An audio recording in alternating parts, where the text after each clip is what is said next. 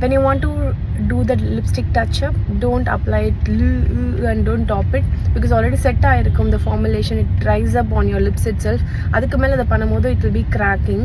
So basically you can do dabbing.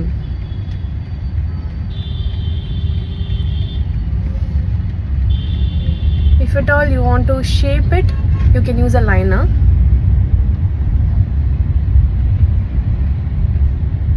That's how I do. It's my personal experience, என்னோட personal tipன்னு சொல்லலாம். Dior-ஓட number 652. Yeah, 652. So அது மம்மிங் கூட இல்லை, just அவ்வளோதான். It's like just like that. Usually எப்படி நான் apply பண்ணணும் அப்படி தான் நான் டச் அப் பண்ணுவேன்னா என்ன நடக்கும்னு பார்க்கலாம்.